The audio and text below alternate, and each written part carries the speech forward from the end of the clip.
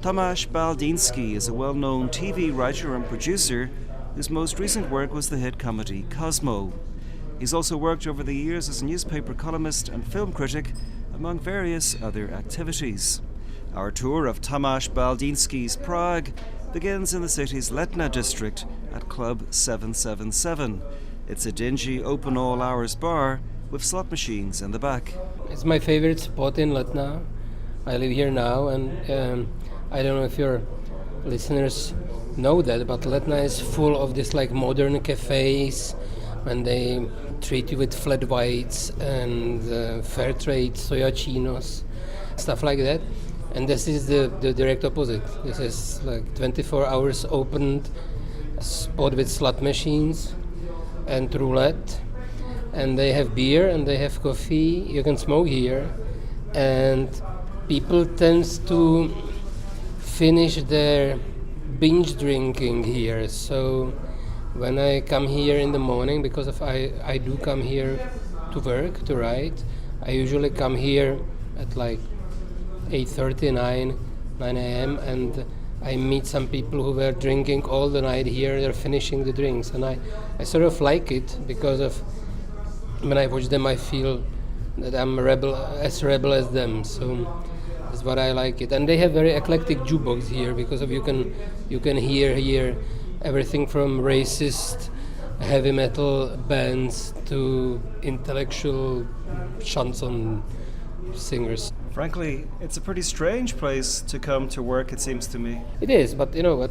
Just today I was demoted in Czech TV, and they took away my office because I didn't go there that often. So they told me, okay, so we will change you to home office now, but I can't work at home. And when I was smoking, this was the only place I could go and write and smoke. The other thing is, I don't know if you have it, but if you go to this like intellectual coffees, you see basically that everyone is like you, because everyone is sitting there with their laptops and writing. And I hate that. So I come here and there is nobody like me. Homeless guys are coming here, and skinheads are coming here. So you can just like observe people and write about them, so which is much easier than in the other cafes. And as a writer, do you find yourself listening into people's conversations here? Yeah, of course, it's great. But you know, you can't use it. It's just like for you the distraction, because we say, okay, I am the writer, so I will listen to them and then I will write it.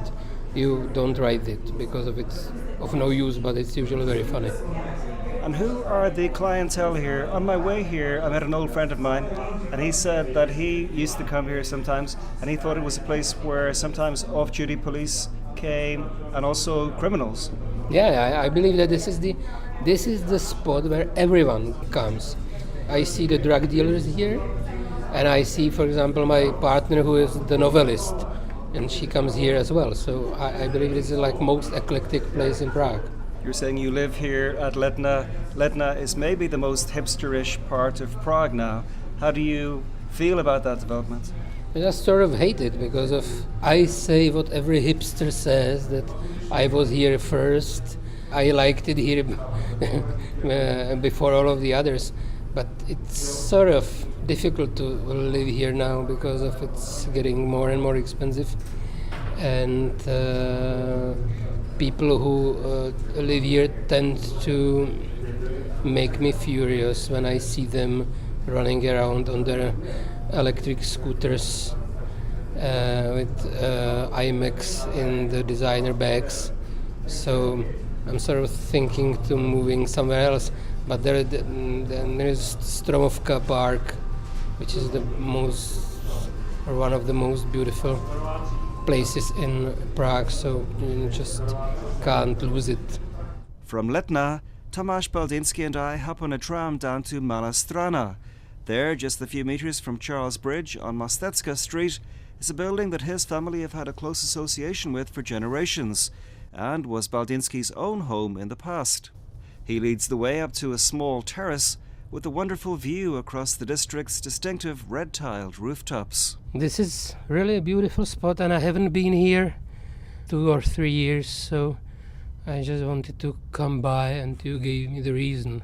In what period did you live here? What were the years? It was like 90s. It was roaring 90s, which is, as I always say, were the best years to party in the century, I believe. Did you feel privileged living here? No, I haven't, because of it was all too normal for me, because of, even though the house was confiscated by communists, my grandmother and grandfather lived here on the second floor. On the first floor it was my grand auntie and great uncle, so it was just sort of like family house to me, and when it was returned to the family it just continued. But still, yes, people were envious about me, and for example I have screened the movies on the wall of the opposite building. As you can see, that window wasn't there because they built it later, and so we had this like a digital projector here. In the end of 90s it was worth like 300,000 crowns or something like that, and we were screening the films. I recall the screening of film Picasso's Aventire, which is Swedish comedy, and people were laughing that much that best friend of mine almost fell down over the rail to this beautiful Malostranská roof, which is under us. And what was it like here on this street on Mostecka, for example, in the 80s when you used to come to visit your grandmother? Malá Strana was just saved because of, you don't know that, but the Communist Party wanted to destroy it and build some new panel buildings here. And it was one of the biggest uprisings against their will was that we were like, I was like 12, but a lot of people were like creating demonstrations here, so they didn't do it. But in that time, now the Malá Strana is sort of sometimes very beautiful, sometimes it's very like ugly, touristy, cheap thrills, cheap things.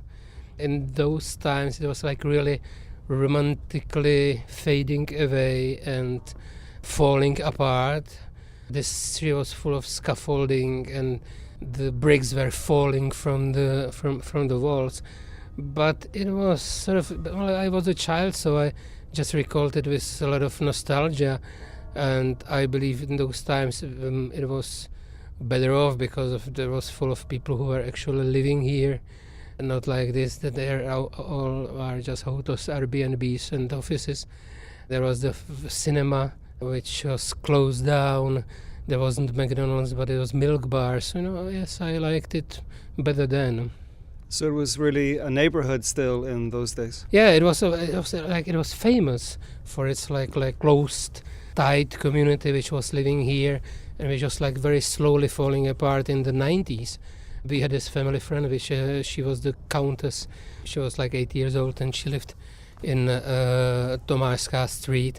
And then when they decided to enlarge the parliament building, so all those people who were living in that street were moved out. And she had to move to some like panel building and the side of Prague. And this panel building had very low ceilings, so and she was living here in this her flat that had like 4 meters high ceiling, so she had to have her furniture cut in half so she could at least some of the pieces, this like old like 100, 200 years old furniture cut in half to put it in that flat. And she died there like 1 year after she was moved there.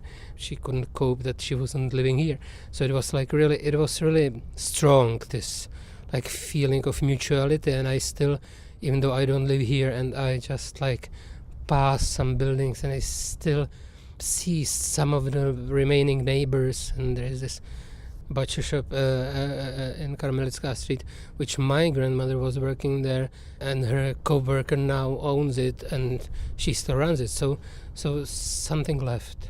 What do you know about the history of this building here? Yeah, I know it was built in there was the other building which was torn down, and this was built in the beginning of the 20th century. And we have this great family story about, because of my family was partly Czech and partly German, and my great-great-father was Czech and my great-great-mother was German, and they had this deal that they will raise the kids halfway, that the guys will be raised Czech and the daughters will be raised German. And the great-grandmother she was a Nazi. She really loved Great Germany, and great-grandfather was like really Czech nationalist. So they had this like really difficult marriage. And when Adolf Hitler came in Prague after it was occupied by German forces, he was like going in the open car on so-called Royal Road, which starts at Old Town Square and goes up to the castle. So he had to pass our house. And when he was very near, great-grandmother opened the chest, and she had the hidden Nazi flag there. She like shove it out the building so Hitler would see that there is like Nazi living in the heart of Prague. And when my great-grandfather saw it, and he like shoved it back, and she shoved it out, and and he shoved it back, and so Hitler was going down the building, and there was this like Nazi flag. It was going in and out, and then great-father knocked the great-grandmother down, and he dislodged her jaw, as family says. So this is our famous part of history story. The final stop in our journey through Tomáš Baldýnský's Prague is the downtown Boulevard Národní, today perhaps most famous as the spot where the Velvet Revolution kicked off in November 1989. When we arrive, I'm unaware of why our guide has selected this location. Two reasons. The first is that we're standing in front of the building, which is very, very important for Czech cinema. It's Národní 28, where it used to be the place from which the Czech distribution was run during the time of communism. So it was the building where it was decided that Raiders of the Lost Ark will be distributed in Czech cinemas, which was why I'm doing films now. And more or less, this building is important for my career, because of this building is where I became what I am now, which is writer, producer of the TV series, because of I had the office here, which was meant to be my producer's office, and I was supposed to read the script of others and tell them if they're good or not. And I became that frustrated that I didn't like them, so I started to write them myself, which is what I'm doing now ever since. So it was I had the office here. And the second reason is that we are standing on the Národní třída, which is for my generation a very important place. And I must say I'm not really nostalgic, or just like I'm not really a history conscious person, but when each time I go on Národní třída, I just like think that if it wouldn't happen, my life would be terrible.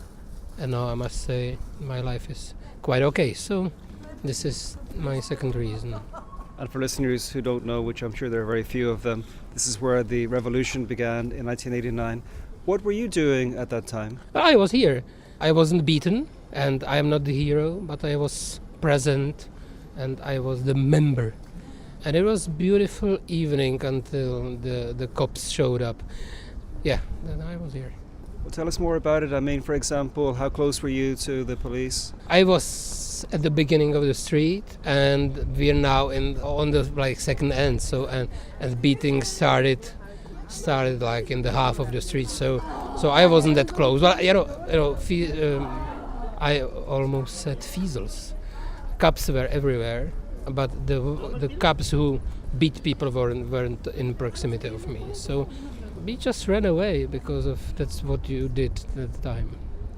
Did you have any sense on that day, on the 17th of November 89, that this would have great consequence?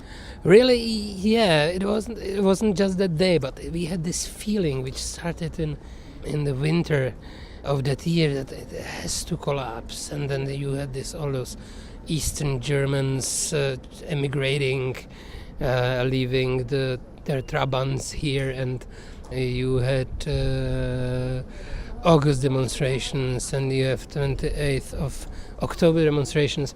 So it was just, we knew that it will be near, and we were just discussing with the friends there, and I said it couldn't be this because it would be too symbolic. That it would be 17th of November, which is this incredibly important date from the beginning of the World War II in 1939. So I said it can't be 50 years after that directly, because it would look stupid in the history books.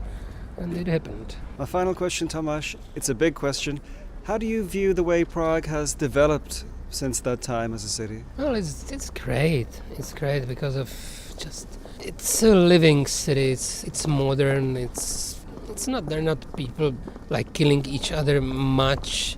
It's not destroyed that much, even though there's a lot of new buildings I hate really even to think about. But it's sort of, and it has like these generations are changing, and parts of Prague are in fashion and out of fashion, and it lives and it's beautiful, and I wouldn't live anywhere else.